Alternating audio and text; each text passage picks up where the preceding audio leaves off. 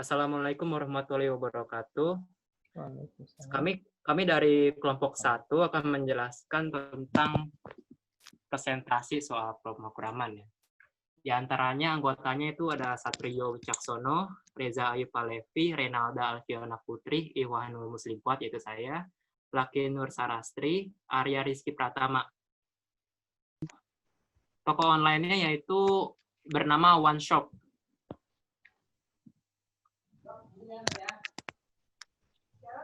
Ya, lanjut. E-commerce yaitu seperti electronic commerce atau dalam bahasa Indonesia perdagangan secara elektronik. Yaitu aktivitas penyebaran, penjualan, pembelian, pemasaran produk dengan memanfaatkan jaringan telekomunikasi seperti internet, seperti televisi atau jaringan komputer lainnya.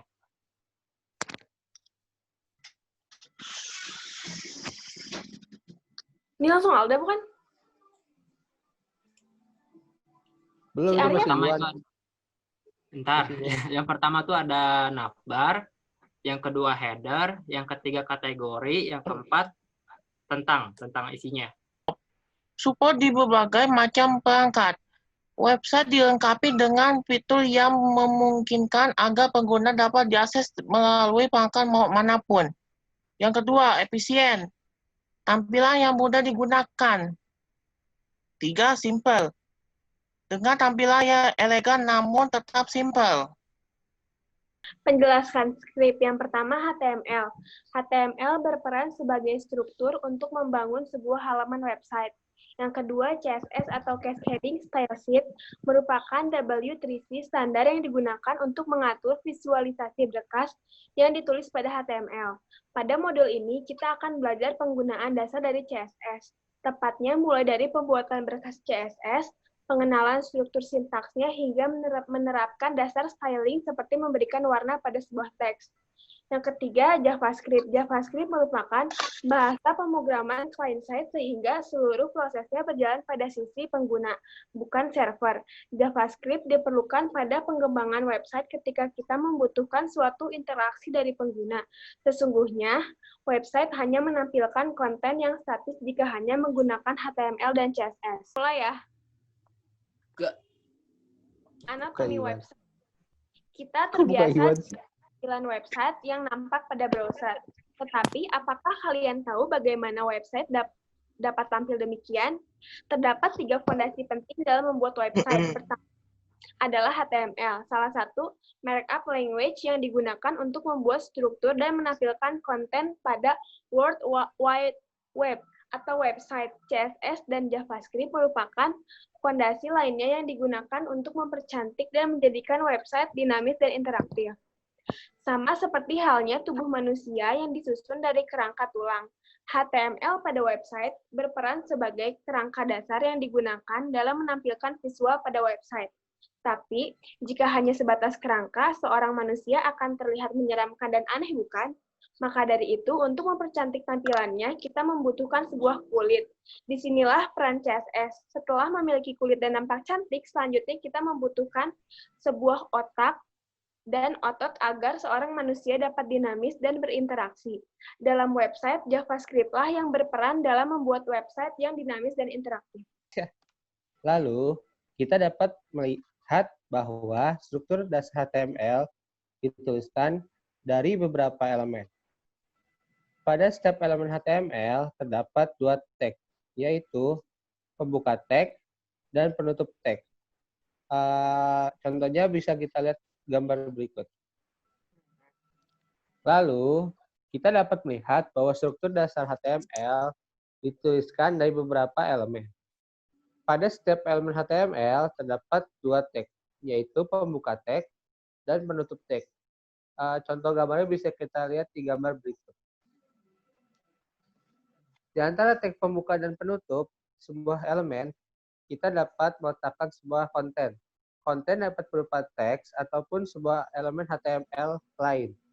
Contohnya, elemen HTML memiliki konten yaitu head dan juga elemen body. Lalu, elemen head memiliki konten berupa elemen title yang di dalamnya memiliki konten berupa teks dari judul halaman yang ditampilkan. Begitu pula dengan elemen lainnya, sehingga hierarki elemen HTML nampak seperti ini. Halo, saya Lucky Nur Sarastri akan menjelaskan tentang CSS. CSS atau Cascading Style Sheet adalah bahasa pemrograman yang digunakan untuk mengubah tampilan atau layout pada sebuah halaman web. Dalam penggunaan CSS terdapat dua bagian dalam sebuah rule. Yang pertama adalah identitas elemen atau elemen yang akan menetapkan rule, atau biasa kita sebut dengan selector. Dan yang kedua adalah deklarasi atau instruksi yang akan ditetapkan pada sebuah selektor. Selektor, pada gambar di samping, H1 dan P digunakan sebagai selektor. Selektor ini dipanggil melalui tipe elemennya, dan ini merupakan teknik dasar dari pemanggilan selektor. Properti dan nilainya yang terdapat pada declaration atau declaration block akan diterapkan pada seluruh elemen. H1 dan P yang ada pada dokumen HTML, pada modul selanjutnya kita akan mengetahui berbagai cara lainnya untuk menetapkan selektor dengan lebih canggih lagi. Declarations. Bagian deklarasi terdiri dari pasangan properti dengan nilainya. Kita bisa menetapkan lebih dari satu deklarasi pada satu rule. Contohnya seperti pada selektor P di atas.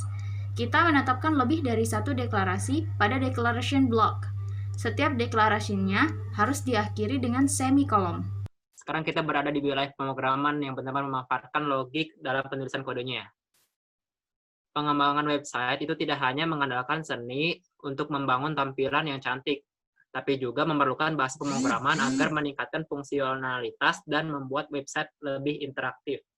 Seperti menuliskan sintaks JavaScript pada HTML, HTML, sama seperti styling, untuk menggunakan JavaScript pada website kita bisa menerapkan melalui atribut HTML, embed script, atau menggunakan file eksternal. Selanjutnya itu atribut HTML.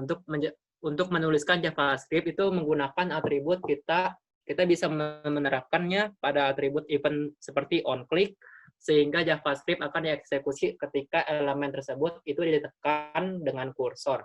Contohnya sebagai berikut. Dan selanjutnya dibacakan oleh Satrio Wicaksono.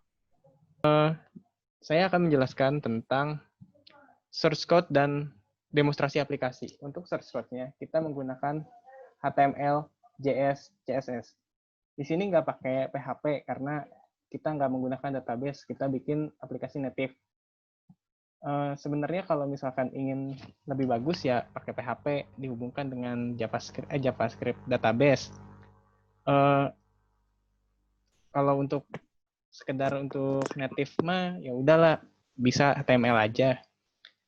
Struktur HTML kayak yang udah tadi dikasih tahu, ada doctype, head, terus ada body, terus di dalam body itu kita bisa nambahin nav, di dalam nav bisa div, button. Nah untuk button ini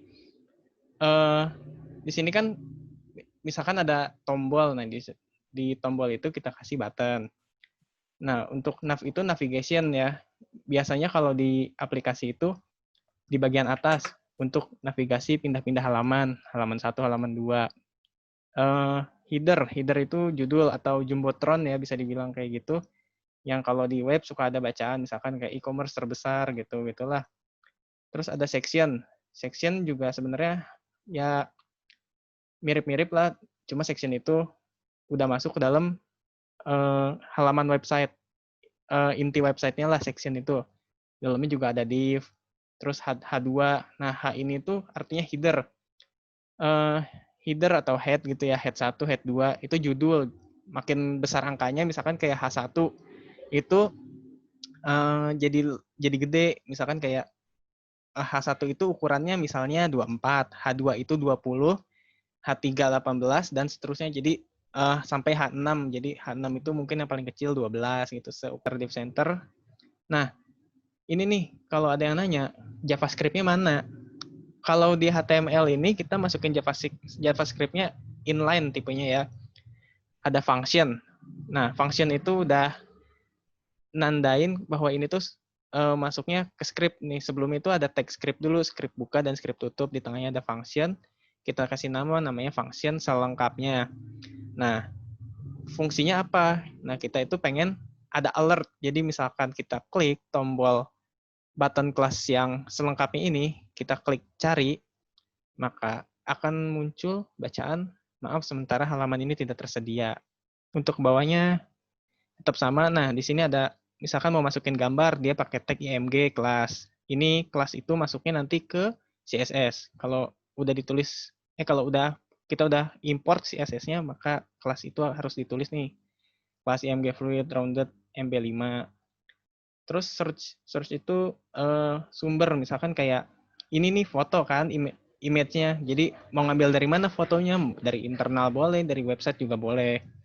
Kalau kita di sini pakainya dari website karena biar nggak menu-menuin internal. Udah sih. Kalau untuk HTML-nya strukturnya bisa dilihat seperti ini aja ya. Terus ditutup lagi dengan tag tutup. Terus import JS-nya ada di sini, script.js, script.js. Nah, script.js-nya ini apa? Nih, di sini. Ini JavaScript, tapi yang di file terpisah. Ini gunanya untuk smooth scrolling. Jadi, fungsinya misalkan kita klik, dia bakal nge-scrollnya tuh smooth kayak begini gitu. Jadi nggak langsung patah-patah. Ya intinya gitu aja ya. Misalkan kayak if scroll distance 100, maka yang terjadi fade out gitu. Terus ada lagi CSS. Nah, karena kita itu menggunakan template Bootstrap, jadi stylesnya itu udah disediakan. Kayak warnanya, kita tinggal pilih-pilih aja mau sukanya warna apa gitu. Nanti tinggal diterapkan di bagian-bagian warna. Nah, di sini kan ada ini kelasnya nih, kelas body. Nanti ini tuh bakal ngatur semua yang ada di index HTML dengan cara diimport dulu. Diimportnya di link style sheet, ref, CSS body. Nah, CSS body nih. Jadi misalkan kayak fontnya apa, ukurannya berapa, namanya, terus stylenya kayak gimana,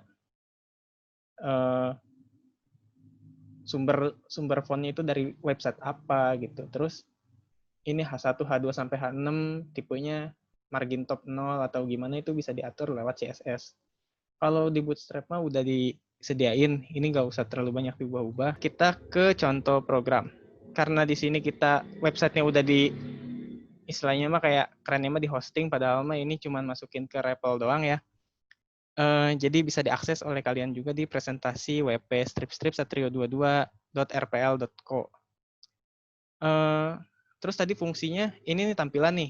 Ini terdiri dari HTML, CSS, dan JS. Tuh, ini semua struktur yang udah ditentukan tadi. Yang udah ditulis, script yang udah ditulis, munculnya kayak begini. Nah, terus tadi CSS, ya ini warnanya, warna hijau. Tuh, warna hijau, ini pakai CSS. Untuk struktur-strukturnya kayak, nah ini tuh yang tadi navigation. Di atas ini navigation, ini header, judul. Terus ini isi dari website. Section 1, 2, 3, 4. Terus JS-nya di mana? JS-nya ini juga JS nih. Diklik katalog, dia smooth. Diklik tentang shop, dia smooth. Pimpinan perusahaan, dia smooth.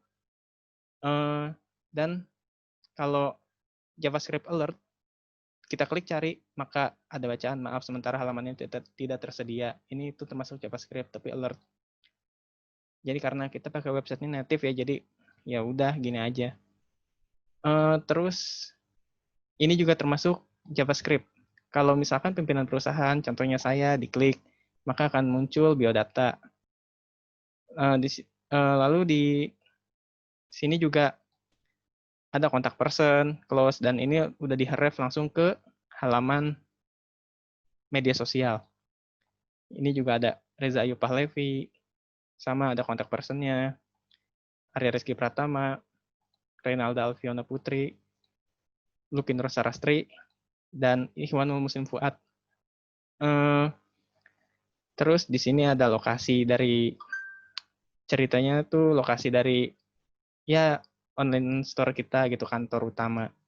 Nah di bawah ini disebut footer. Kan yang atas tadi header, pasti ada footer. Head itu kepala, foot itu kaki. Jadi ini tuh kaki dari sebuah halaman. Ya, udah. Mungkin sekian. Selanjutnya untuk penutupan akan dilakukan oleh Ikhwanul Muslim Fuad. Ya, sekian dari kelompok pertama. Jika ada kesalahan, tolong dimaafkan. Jika ada yang ingin mencoba running aplikasi dari program tersebut yang ada di screen ini, nanti bisa dicoba di postingan yang akan diupload nanti. Ya, saya Ikhwanul Muslim Fuad bersama Satrio dan lain teman-teman mundur diri. Assalamualaikum warahmatullahi wabarakatuh. Waalaikumsalam warahmatullahi wabarakatuh. Hore. Mantap.